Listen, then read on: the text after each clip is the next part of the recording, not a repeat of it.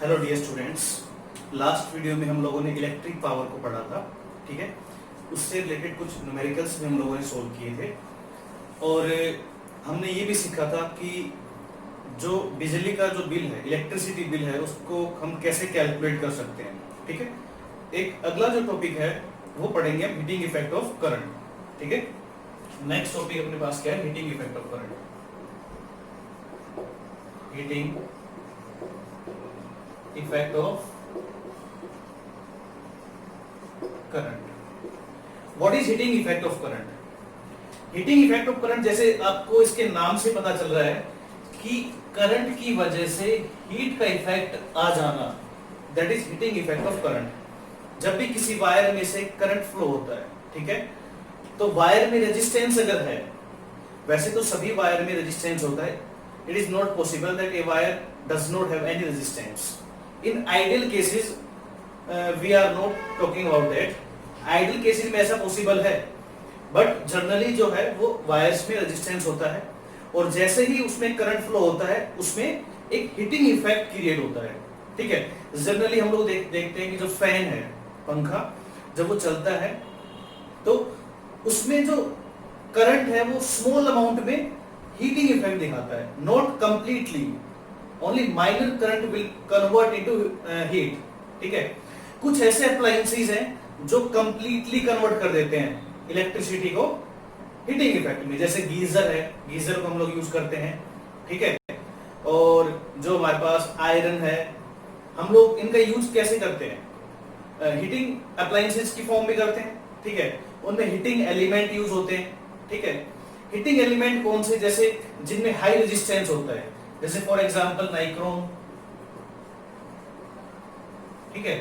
Nichrome एक alloy है, क्या है ये? अलॉय, ठीक है, जिसका रेजिस्टेंस क्या होता है? बहुत हाई होता है, ठीक है। It have high resistance, very high resistance,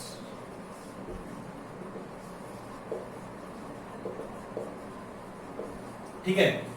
resistance इसका हाई है, इट मींस ये करंट का अपोज करेगा, ठीक है।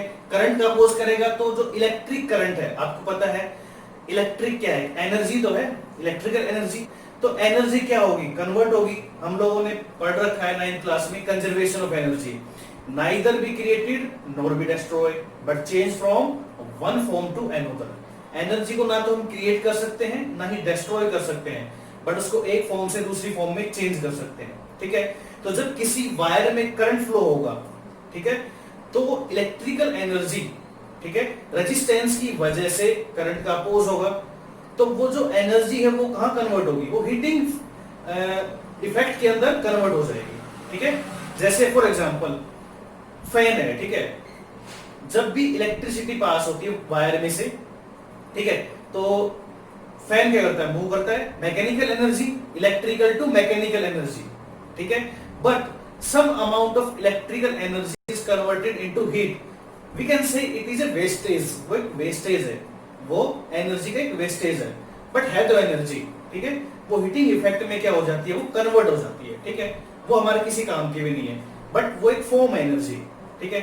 एक्चुअल में हम लोग पढ़ ही कह रहे हैं हीटिंग इफेक्ट ऑफ करंट, कि करंट की वजह से हीटिंग इफेक्ट कैसे आता है, ठीक है। जनरल जो आप डेली लाइफ में यूज करते हैं, जैसे गीजर, आयरन, आप लोग इनमें देख सकते हो कि इनमें हीटिंग इफेक्ट आपको विजुअल मतलब दिखता है आपको ऐसा, ठीक है, विजुअलाइज होता है आपको। बट ठीक है, अगर हम लोग देखें एक जैसे बल्ब का एग्जांपल लें, ठीक है, बल्ब का अगर एक एग्जांपल लें हम, ठीक है, तो इसमें बल्ब के अंदर क्या होते हैं? देखो, ये एक वायर होती है इसमें, ठीक है, जिसको हम क्या बोलते हैं? टंगस्टन। एक टंगस्टन के एक फिलामेंट टाइप होता है, ठीक है। और ये भी क्या है? अलॉय है, this is also a alloy, ठीक है। और ये भी कह सकते हैं हाई रेजिस्टेंस फिलामेंट है ये, जिसका रेजिस्टेंस बहुत ही ज्यादा होता है और इसका मेल्टिंग पॉइंट भी बहुत हाई होता है। मेल्टिंग पॉइंट क्या होता है इसका? हाई।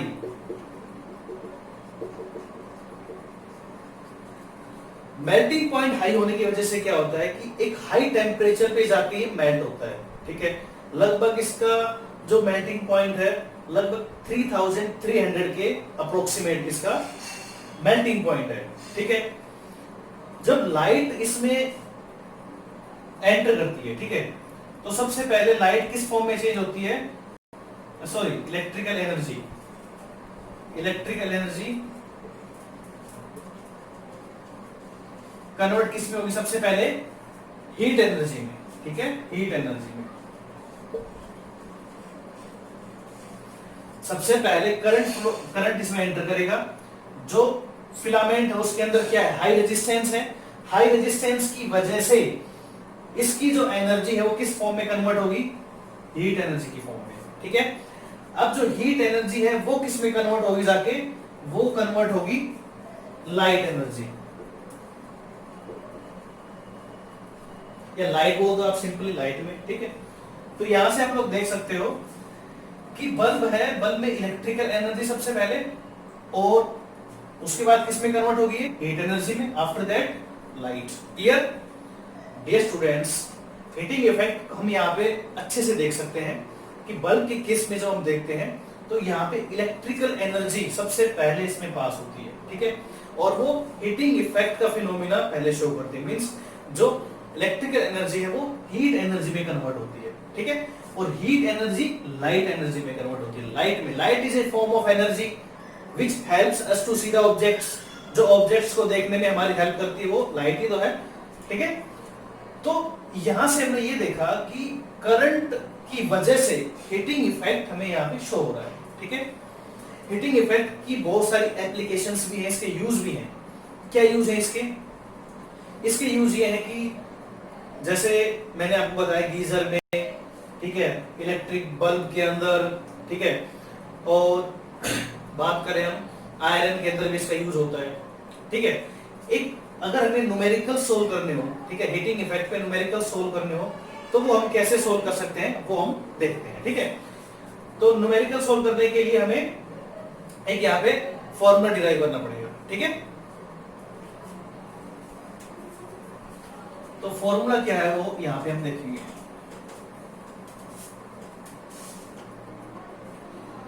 देखो हमें एक फॉर्मूला पता है, पोटेंशियल, इलेक्ट्रिक पोटेंशियल और पोटेंशियल डिफरेंस दोनों हम लोग पढ़ चुके हैं, ठीक है।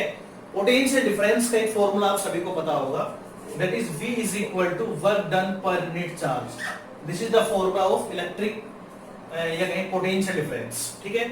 और यहाँ पे जो ये वर्क डन है इसका फॉर्मूला क्या आएगा, V इंटू Q, ठीक है। इसको इक्वेशन नंबर 1 हम दे देते हैं। क्लियर? अच्छा, अब देखिए, we also know what we know, हमें पता है करंट का फॉर्मूला क्या होता है, I is equal to Q by T, पढ़ चुके हैं हम।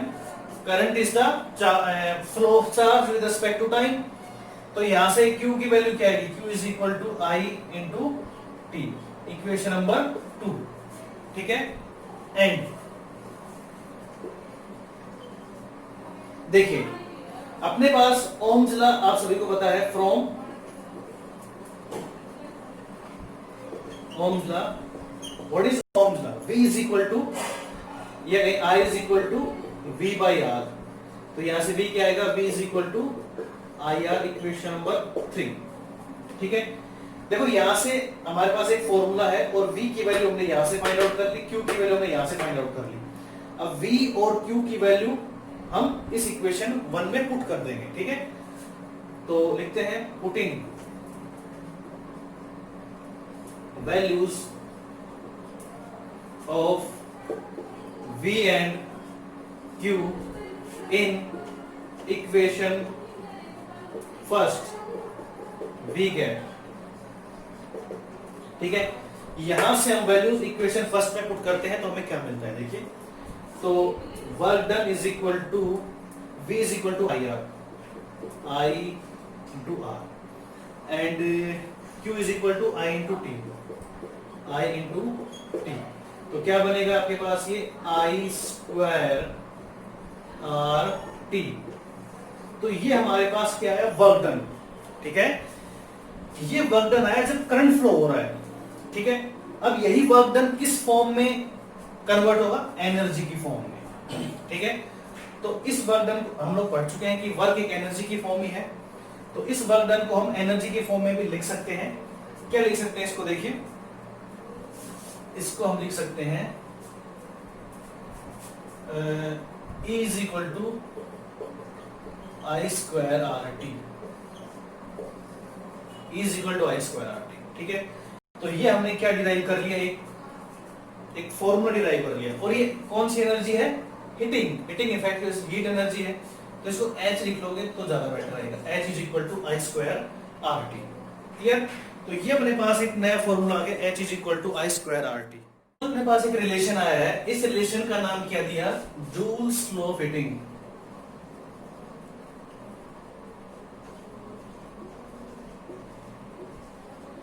या इसका नाम जूल्स लॉ भी हम बोल देते हैं।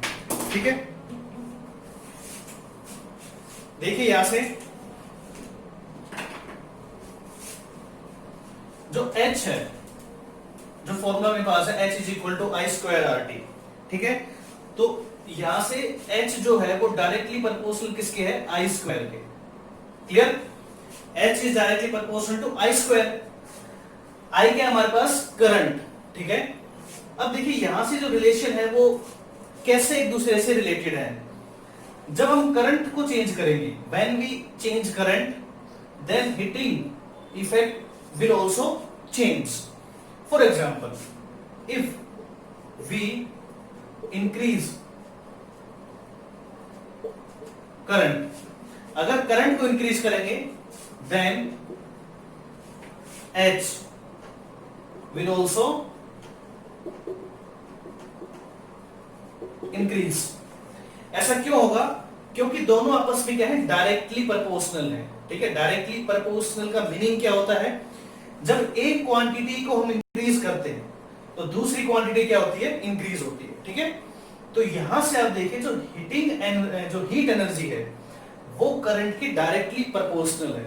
ठीक है, तो यहां से आप लोग देख सकते हो, when you will increase the current then heat energy will also increase. For example, let अगर हम करंट को डबल कर दें, I से 2I कर दें, ठीक है, तो हमारे पास जो हीटिंग इफेक्ट है उसमें कितना चेंज आएगा, तो देखिए पुट करते हैं 2I की वैल्यू 2I स्क्वायर, कितना आया अपने पास 4I स्क्वायर। मीन्स करंट को डबल करने पे जो हीट एनर्जी है वो 4 टाइम्स इंक्रीज होती है। आप लोग देख सकते हैं यहां पे हमने क्या किया, करंट को डबल किया है। ठीक है, 2 टाइम्स इंक्रीज किया है, आपके सामने है। 2 टाइम्स इंक्रीज करने से जो हीटिंग इफेक्ट है, जो हीट एनर्जी है वो 4 टाइम्स इंक्रीज हो जाती है। क्लियर। सेकंड देखिए यहां पे जो H है वो R की भी क्या है, डायरेक्टली प्रोपोर्शनल है। H is also directly proportional to R। देखिए इसको हम फर्स्ट पॉइंट मान लेते हैं, ये सेकंड है। देखिए H is proportional to R, इसका मीनिंग क्या हुआ, हम जब R को इंक्रीज करेंगे, व्हेन वी इंक्रीज R, तो उससे क्या होगा, जो हीट एनर्जी है वो भी इंक्रीज होगी। कैसे, जैसे मान लो अपने पास एक रेजिस्टेंस वायर है, it is a resistance wire and its resistance is R। ठीक है, हम क्या करते हैं, इस रेजिस्टेंस को चेंज करके एक 2R का रेजिस्टेंस ले लेते हैं। ठीक है, R को चेंज करके हम 2R का रेजिस्टेंस यहाँ पे कंसीडर करते हैं। ठीक है, तो देखिए जब R को इंक्रीज करेंगे, अभी दोनों क्या आपस में डायरेक्टली प्रोपोर्शनल है, तो R को जब इंक्रीज करेंगे तो हीट एनर्जी भी क्या होगी, इंक्रीज होगी, ऑब्वियस सी बात है। तो यहाँ पे आप देखिए H भी कितना हो जाएगा, जब H भी कितना हो जाएगा, डबल हो जाएगा। ठीक है, तो यहां से हम लोग क्या बता सकते हैं कि H प्रोपोर्शनल टू 2R। ठीक है, जब अपने पास 2R कर दिया हमने तो H भी क्या होगा, इंक्रीज होगा ना। ठीक है, क्योंकि जैसे जैसे हम R को बढ़ाते जाएंगे H भी बढ़ता जाएगा। क्लियर। तो अब देखिए थर्ड पॉइंट क्या है, H प्रोपोर्शनल टू T। ठीक है, जितने ज्यादा टाइम तक हम करंट को फ्लो करवाएंगे, ठीक है, उतना ज्यादा उसमें हीटिंग इफेक्ट आएगा। जैसे फॉर एग्जांपल आपके पास एक वायर है और वायर में करंट फ्लो हो रहा है I, रेजिस्टेंस है यहाँ पे R।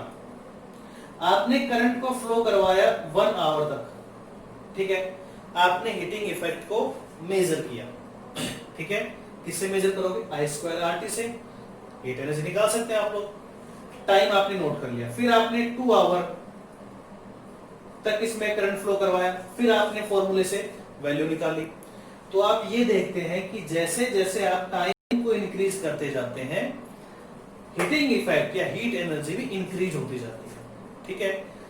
इसका जो हमने एक नाम दिया है वो क्या है? जूल्स लॉ ऑफ हीटिंग, ठीक है। और जो H है वो आई स्क्वायर आर और टी के डायरेक्टली प्रोपोर्शनल है। देखो हमने फर्स्ट पॉइंट क्या देखा कि H is directly proportional to I square. इसका मीनिंग क्या होगा कि अगर हम करंट को इंक्रीज करेंगे तो उससे हीटिंग इफेक्ट भी क्या होगा? इंक्रीज होगा। यहाँ पे देखिए अगर R को इंक्रीज करेंगे तो H भी क्या होगा? यहाँ पे इंक्रीज होगा। यहाँ पे देखिए अगर टाइम को अगर इंक्रीज करेंगे तब भी हीटिंग इफेक्ट या हीट एनर्जी इंक्रीज होगी, ठीक है।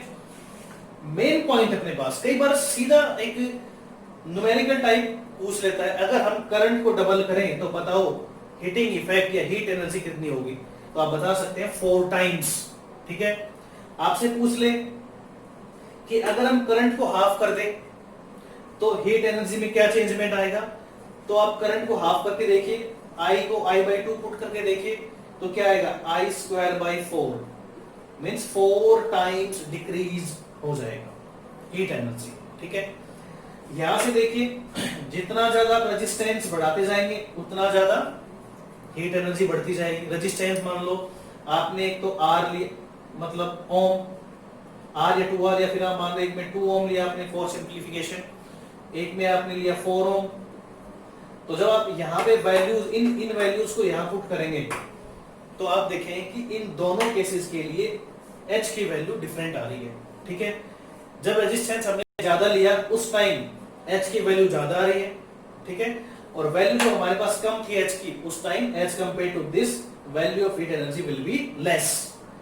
And it is also depend on time, H is directly proportional to T। जैसे जैसे आप टाइम बढ़ाते जाएंगे करंट फ्लो होने का, वैसे वैसे हीट एनर्जी भी इंक्रीज होती जाएगी। क्लियर? तो ये मेन अपने पास 3 पॉइंट थे, ठीक है।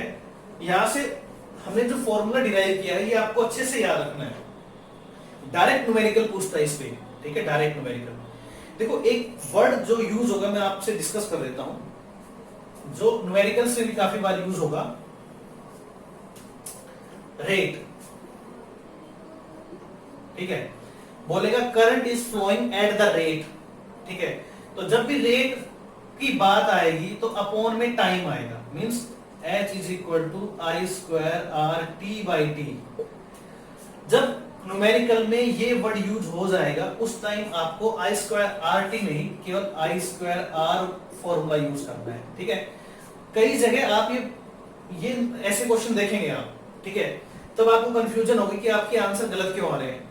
वो इस वजह से है क्योंकि रेट का मतलब ये हुआ कि वहां पे टाइम को ऑटोमेटिक उसने विद रेस्पेक्ट टू कंसीडर किया हुआ है, तो टाइम यहाँ पे क्या हुआ? कैंसिल, और क्या बनेगा फॉर्मूला आई स्क्वायर आर, ठीक है। बहुत सारे क्वेश्चंस हैं, हम 1 बाय 1 सोल्व करते हैं यहाँ पे, ठीक है। तो देखिए पहला क्वेश्चन जो हम लोग देखते हैं यहाँ पे, पहला क्वेश्चन है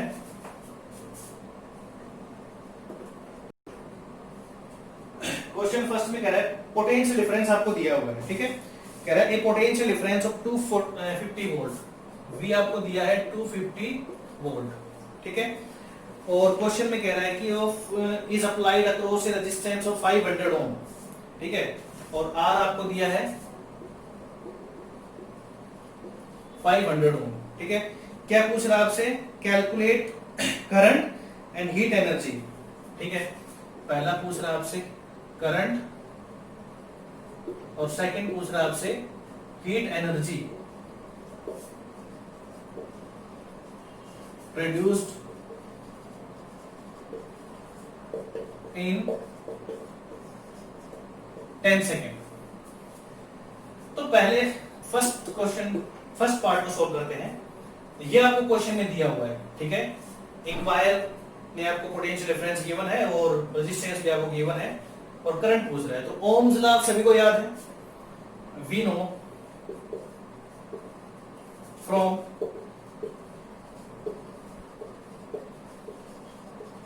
ओम्स लॉ, ओम का नियम क्या कहता है आपको, I is equal to V upon R, ठीक है, I is equal to V upon R, V आपको गिवन है, R भी आपको गिवन है, आपको क्या फाइंड आउट करना है, करंट फाइंड आउट करना है। So I is equal to what is V, V is 250, what is R, R is 500, it is 1/2 or you can say 0.5 ampere.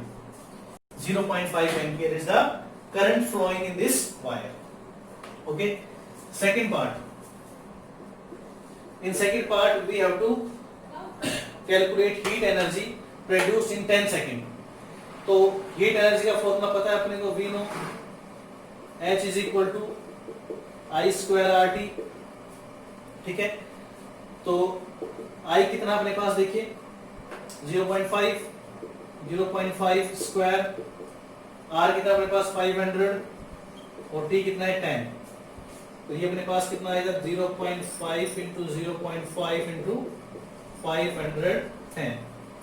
यहाँ से पॉइंट हटाएंगे तो नीचे क्या आएगा 100, ये कैंसिल होंगे, तो ये आपके पास आया 25 इंटू 5 इंटू 10, ठीक है।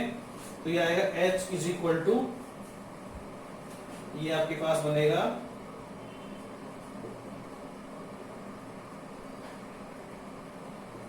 125 जूल, 1250, ठीक है, 1250 जूल इज द आंसर, ठीक है। तो क्वेश्चंस इस टाइप से फ्रेम होंगे और आपको इनको सोल्व करना पड़ेगा, ठीक है। नेक्स्ट क्वेश्चन देखते हैं। नेक्स्ट क्वेश्चन हम लोग यहाँ पे डिस्कस करते हैं, जो मैंने आपसे अभी एक पॉइंट डिस्कस किया था रेट, ठीक है, उससे रिलेटेड एक क्वेश्चन हम यहाँ पे डिस्कस करते हैं, ठीक है। क्वेश्चन नंबर 2, देखिए क्वेश्चन क्या है। क्वेश्चन में आप लोगों को कहा जा रहा है कि heating coil has a resistance of 200 ohm, means आपको रेजिस्टेंस दे दिया 200 ओम, ठीक है। कह रहा है at what rate will heat be produced in it when the current is, current कितना है 2.5 एम्पियर, ठीक है, थ्रू फ्लोइंग। एक रेजिस्टेंस है 200 ओम का, करंट फ्लो हो रहा है 2.5, ठीक है। कह रहा है कि किस रेट से इसमें हीटिंग इफेक्ट है वो प्रोड्यूस होगा।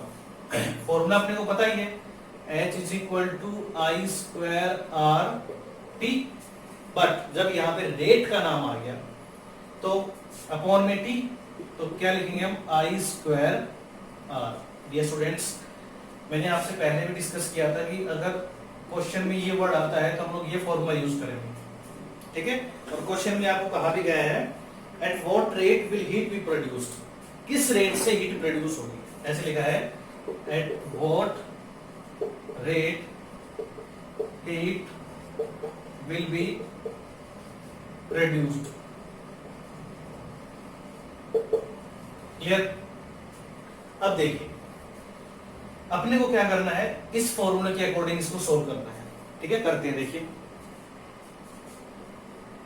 तो H is equal to I square 2.5 square into R 200, ठीक है। H is equal to 2.5 into 2.5 200, ठीक है। सोल्व करेंगे क्या आएगा अपने पास 6.25 इंटू 200, दोनों को मल्टीप्लाई करेंगे तो 6.25 ये तो आएगा। तो यहां से देखो पॉइंट हटाएंगे तो 2 जीरो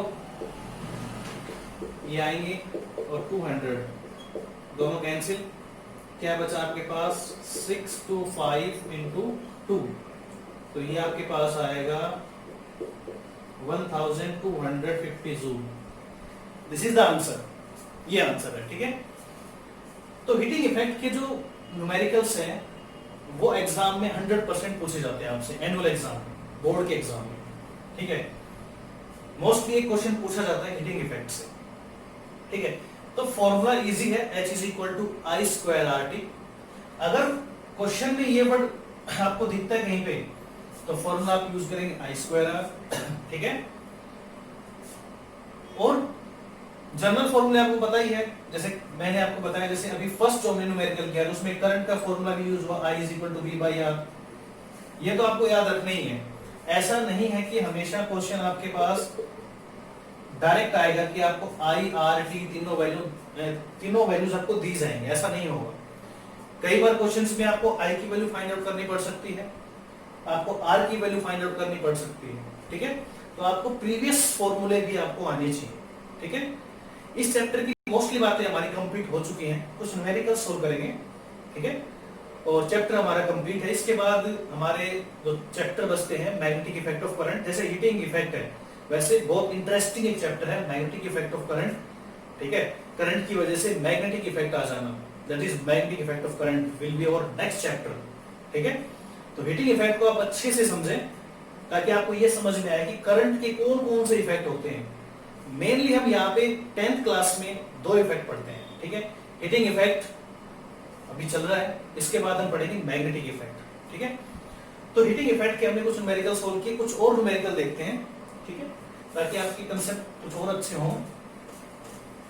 आप पीछे के फॉर्मूले रिवाइज करते रहें ताकि आपको कोई प्रॉब्लम ना आए, ठीक है। जैसे कुछ और यहाँ पे एक क्वेश्चन है, ऑप्शन टाइप क्वेश्चन दिया गया है। जैसे ये पूछा, if the current flowing through a fix resistor is half the heat produce in it. अभी अभी मैंने बताया था कि अगर करंट की वैल्यू हाफ कर देंगे तो हीट एनर्जी कितनी होगी, 1/4। तो ऑप्शन में है 1/4, आप टिक कर सकते हैं सीधा, ठीक है। कुछ और यहाँ पे क्वेश्चन देखते हैं। चलो एक क्वेश्चन है यहाँ पे,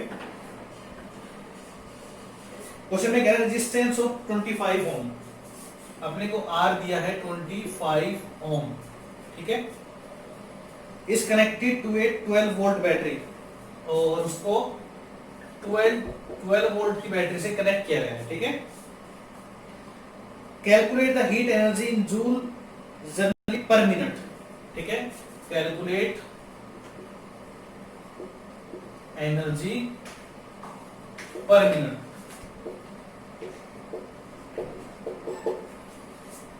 पर मिनट मतलब आपको टाइम भी दे दिया, टाइम कितना है 60 सेकेंड, ठीक है। 60 सेकेंड आपके पास टाइम है। हीट एनर्जी फाइंड आउट करनी है, वी नो। फॉर्मूला क्या होता है, H is equal to I square R T. Formula आप सभी को पता है, एक बार स्क्रीन को पॉज कीजिए और आप खुद ट्राई कीजिए, ठीक है। ओके, आई थिंक आपने कर लिया वो ट्राई। देखते हैं, अब अपने पास करंट की वैल्यू नहीं है, अपने पास आर भी है, अपने पास टी भी है, पर हमारे पास करंट की वैल्यू नहीं है। क्या हम लोग करंट की वैल्यू फाइंड आउट कर सकते हैं? ऑफ कोर्स कर सकते हैं। ओम्स लॉ एक वेरी फेमस लॉ हम लोगों ने पढ़ रखा है, ठीक है। V और I के बीच में जो एक रिलेशनशिप जो हमें बताता है लॉ, वो ओम्स लॉ है। वहां से हम लोग I की वैल्यू फाइंड आउट कर सकते हैं। तो लिखेंगे यहाँ पे फ्रॉम ओम्स लॉ। ओम का नियम क्या कहता है आपको, I is equal to V upon R, यही तो है।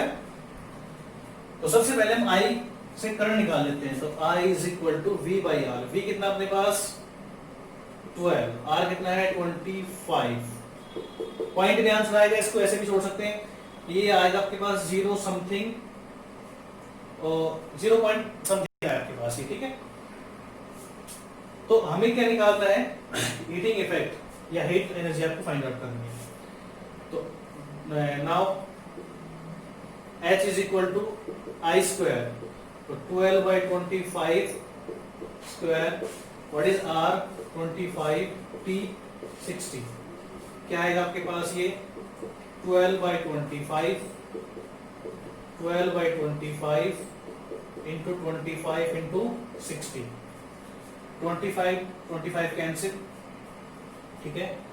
यहां से 5, ये आपके पास आएगा 12 इंटू 12 इंटू 12, तो H is equal to 12 into 12 by 5, ये आएगा अपने पास 144 इंटू 12 बाय 5 जूल।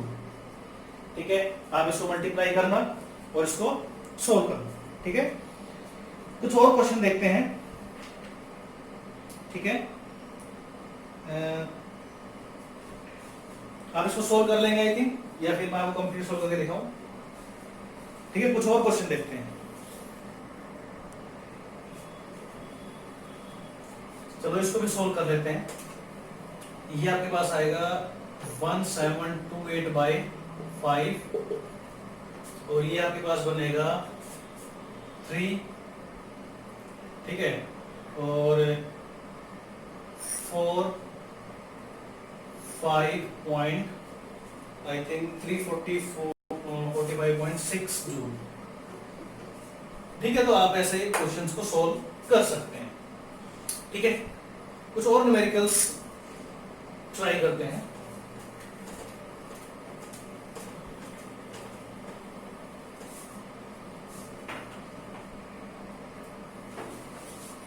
देखिए क्वेश्चंस और भी हैं, जैसे एक क्वेश्चन है, 3 क्वेश्चन हमारे हो चुके, 4th क्वेश्चन। कुछ और क्वेश्चन देखते हैं, पीछे जो रेजिस्टेंस इसकी हमारे पास इनफ क्वेश्चन हो चुके हैं बहुत सारे। कुछ और अच्छे न्यूमेरिकल देखते हैं। यस,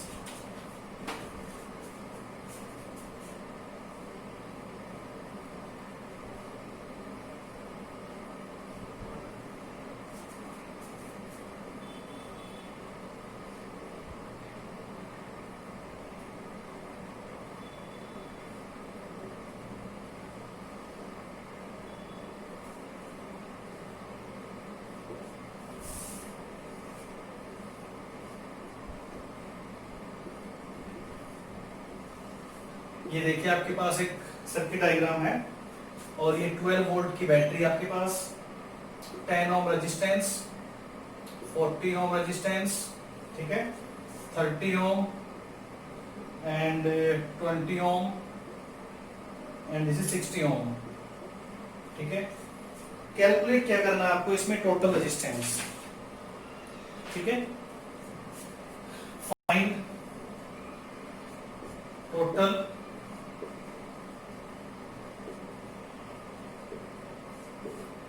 ठीक है। देखिए अब इस क्वेश्चन में हमें टोटल रेजिस्टेंस फाइंड आउट करना है। सीरीज और पैरेलल के जो कॉम्बिनेशन हुआ आई थिंक आपको याद होंगे, मैं फिर से आपको एक बार रिवाइज करवा देता हूं कि जो सीरीज में जो हम कनेक्ट करते हैं रेजिस्टेंस, तो R इक्विवेलेंट होता है R1 plus R2 plus R3 and so on, ठीक है। पैरेलल की जब बात करते हैं तो R equivalent is equal to 1/R1 plus 1/R2 plus 1/R3 and so on, ठीक है। अब इस डायग्राम में हमें क्या निकालना है, टोटल रेजिस्टेंस। देखिए 10, ये जो 10 ओम है और 40 किस में है, पैरेलल में है। यहाँ पे देखिए 30, 20, 60 किस में है, पैरेलल में। तो पहले इन पैरेलल कॉम्बिनेशंस को हम सोल्व कर लेते हैं, ठीक है। तो पहले 10 and 40 ohm are in parallel, तो 1/R इक्विवेलेंट कितना आएगा, 1/10 प्लस 1/40। पहले इसको हम सोल्व कर लेते हैं, ठीक है। तो एलसीएम क्या आएगा, 40, ये आपके पास आया 4 प्लस 1, तो 1/R इक्विवेलेंट कितना आएगा, 5/40, और हमें तो R चाहिए, तो R इक्विवेलेंट कितना आएगा, 40/5 कितना आएगा, 8 ओम। तो इन दोनों का एक रेजिस्टेंस बन गया कितना, 8 ओम। अब इन तीनों को सोल्व करते हैं, ठीक है। देखिए इनको यहां कर लेते हैं सोल्व।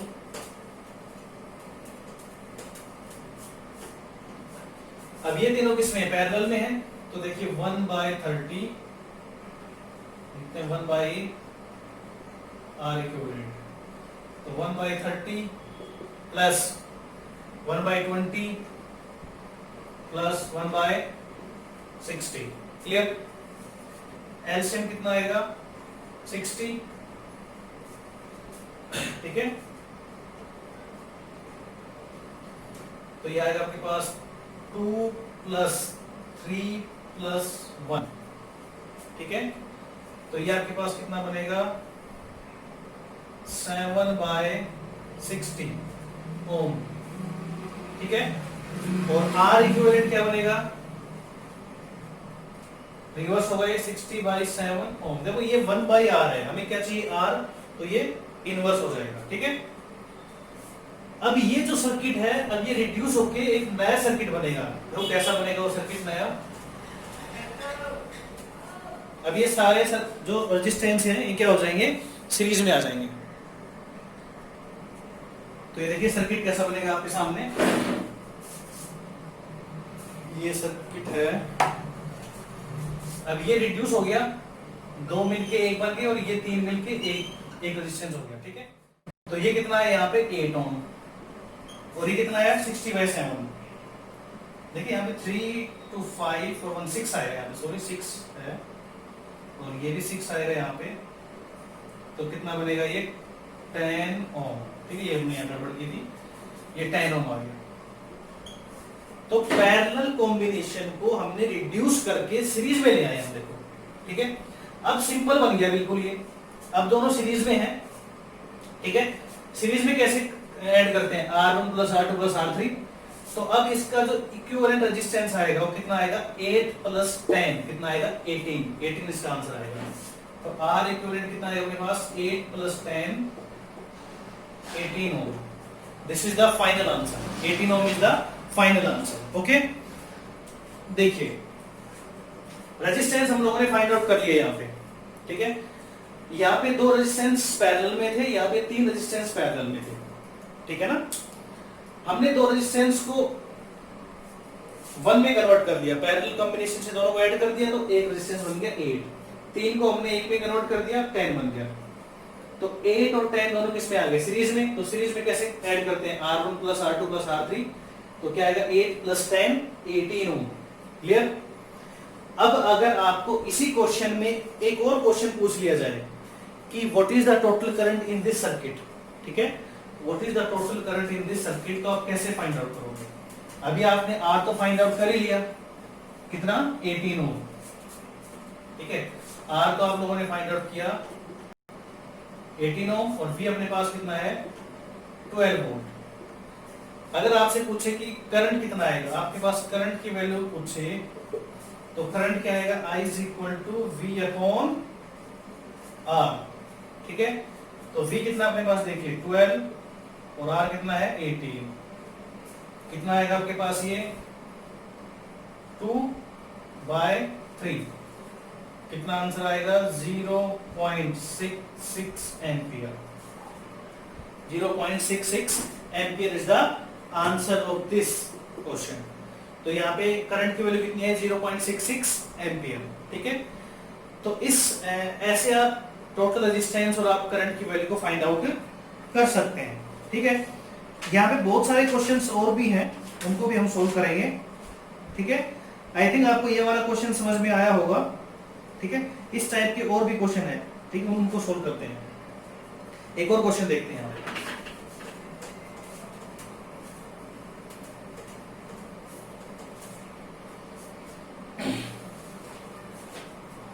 जैसे क्वेश्चन है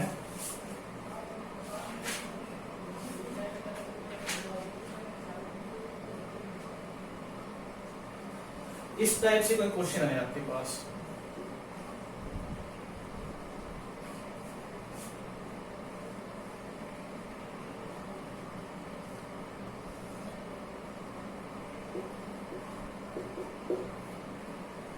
one ohm, that is 2 ohm और ये 1 ohm, sorry 3 ohm।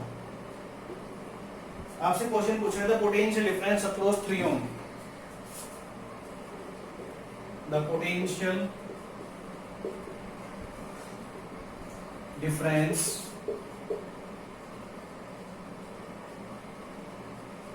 Across 3 ohm। यहां पे आपके पास पोटेंशियल डिफरेंस कितना होगा, ठीक है। सबसे पहली बात, सारे के सारे रेजिस्टेंस किस में है, सीरीज में। करंट फ्लो ऐसे होगा प्लस से माइनस की तरफ, ये करंट की डायरेक्शन है,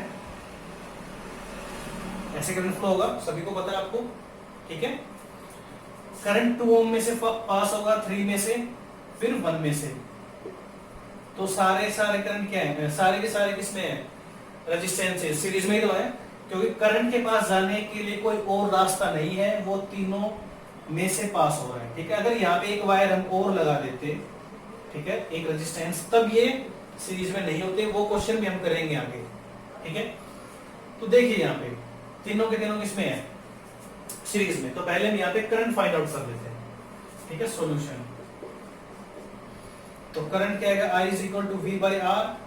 अब रेजिस्टेंस तो अपने को पता नहीं है क्योंकि अलग अलग है यहाँ पे, तो सीरीज में है रेजिस्टेंस, तो रेजिस्टेंस कैसे निकालेंगे, R equivalent R1 plus R2 plus R3, तो 3 प्लस 2 प्लस 1 कितना आएगा, 6 ओम। ये हमारे पास क्या आ गया, रेजिस्टेंस। अब करंट की वैल्यू फाइंड आउट कर लेते हैं। करंट क्या आएगा, I is equal to V by R, तो V कितना अपने पास 2 और R कितना है 6, तो 1/3 एम्पियर हमारे पास करंट फ्लो होगा सभी में। पर हमें क्या निकालना है कि 3 ओम पे कितना पोटेंशियल डिफरेंस है। जब भी रेजिस्टेंसेस सीरीज में होते हैं, सबके पास अलग अलग पोटेंशियल डिफरेंस होते हैं, सभी को पता है, अपन ने इसको डिस्कस किया हुआ है। तो 3 ओम पे कितना पोटेंशियल डिफरेंस होगा, V क्या होता है IR, तो इसमें से करंट कितना पास हो रहा है, करंट सब में सेम पास होगा, कितना 1/3, और R कितना है यहाँ पे 3, तो कितना है अपने पास ये 1 वोल्ट, आंसर क्या आएगा 1 वोल्ट, ठीक है। इसमें भी निकाल सकते हैं हम लोग, इसके अक्रॉस कितना पोटेंशियल डिफरेंस होगा, तो यहाँ पे I कितना है 1/3 इंटू 2, तो 2/3, और यहाँ पे 1/3, ठीक है। तो ऐसे हम सबके अलग अलग अक्रॉस क्या निकाल सकते हैं, पोटेंशियल डिफरेंस हम फाइंड आउट कर सकते हैं, ठीक है। हमने तीनों का अलग अलग रेजिस्टेंस फाइंड आउट कर लिया, सॉरी वो तो दिया अपने को, हमने पोटेंशियल डिफरेंस फाइंड आउट कर लिया सभी का अलग अलग, ठीक है। करंट हमने फाइंड आउट किया, इसके अक्रॉस आप निकाल सकते हो V is equal to IR करके, इसमें I कितना जा रहा है 1/3, करंट सब में सेम जाएगा, R कितना है 2 ओम, तो यहाँ पे पोटेंशियल डिफरेंस कुछ ना कुछ आएगा, ठीक है। तो ये अपने पास इस चैप्टर की कुछ न्यूमेरिकल थे, कुछ और न्यूमेरिकल हम देखेंगे अगले वीडियो में। Okay students, thank you.